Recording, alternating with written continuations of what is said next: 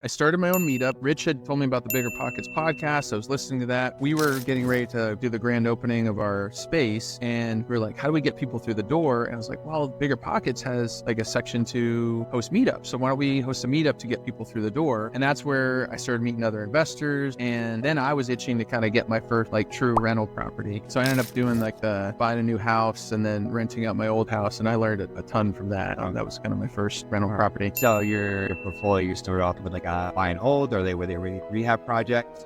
Yeah, so that we moved and I had my old house. Then I ended up selling it. There's a lot of equity there. But my first purchase was meant to be a buy and hold, but it ended up, we closed, if you remember your timeline, on I think February of 2020. So and I actually had a partner on that one too. And he and I, because of COVID, were like, hey man, you good? I'm good. I'm like, yeah, we're good. Like we're the only two people we're seeing. We just worked on that house for 3 months. And then we rented it out for a year and then it was worth a ton more.